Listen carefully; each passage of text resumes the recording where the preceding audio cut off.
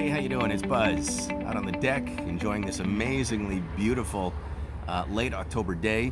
I want to share a little story with you that I'm hoping is going to give you some semblance of hope by the end of it. Unfortunately, for context, I got to start off with not a memory I enjoy looking back on, but the night that we lost Garrett. Shortly after they broke the news to us at the hospital that Garrett hadn't survived his injuries, they took us into this room, and just a place for us to kind of lose it, absorb the shock, so to speak, and just be by ourselves. And it's crazy the things that come to mind in the least expected moments. And in between the tears and the wailing and the confusion, this memory came to me from 35 years ago. And that was of a conversation I had with my mom in the kitchen of our house after I had just got home from a funeral. The funeral was for my friend Dwayne's young boy who had died suddenly from a medical issue. He was just shy of his 5th birthday. It was my second ever funeral that I had ever attended. And when I got home, I made an announcement to my mom that was it. I'm not having kids. There's no way I ever want to risk winding up as broken and crushed as I saw my friend Dwayne that day. And I should mention, Dwayne was this guy who, up until then, I had never not seen with a smile on his face.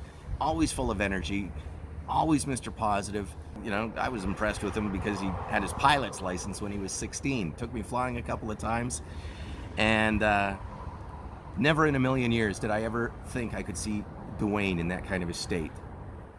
And it really shook me. And so I said to my mom, yeah, there's no way I'm having kids. And my mom said something that was absolutely true.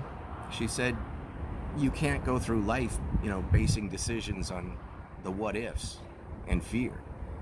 And of course she was absolutely right. But here I was, living out my worst fear. And the reason I share that moment with you is to give context to what happened about a year later. About a year later, I'm just about done my morning show, and I'm in the final hour, which is less intense than the first 3 hours, so I've got some time. I'm scrolling Facebook, and lo and behold, I come across this photo on my Facebook news feed of Dwayne. Now, keep in mind, I haven't seen Dwayne since about 1986, 87, somewhere in there. And there he is, in a photo on the patio of a local bar. Now, you got to understand, I know Dwayne from where I grew up in Western Canada, quite a ways from Belleville, Ontario, where I work. So I did a double take. I did a triple take. And sure enough, that was Dwayne on the patio of the Signal Brewery, just north of Belleville, Ontario. So I messaged the person who posted it. I said, listen, I'm so-and-so. I know Dwayne from years ago. Is it possible, if he's still around, can you put him in touch with me? And she did exactly that. And we were able to connect and get together right after my shift for coffee. It was awesome. To catch up with a friend I hadn't seen in over 30 years. To be able to talk to somebody who knew what I was dealing with.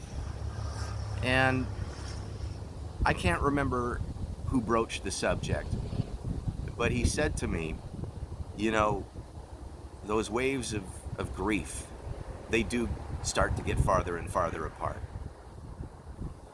And, depending on how new to this journey you are, you won't even be able to tell that there's waves. You'll just feel like you're drowning in it, and it's difficult to come up for air at times. But those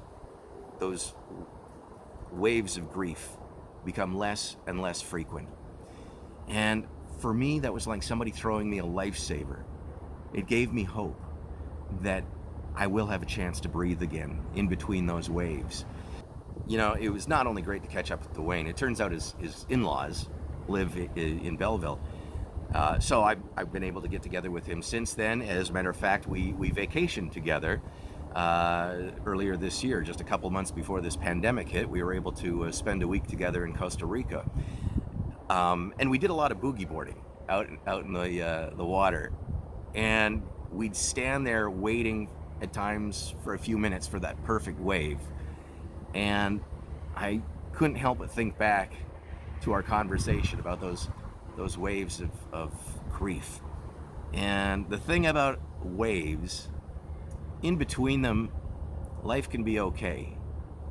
But I'll tell you, those waves that we were waiting for at times, if you didn't hit them right, if you didn't get your board into the water at the right moment, they could pummel you, and plow you into the sand below the water, and you can come up with cuts and bruises.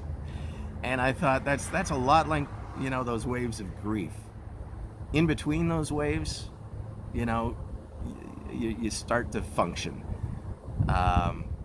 You feel maybe at times even a little bit normal, but that doesn't take away from the fact that when they hit, they can hit hard.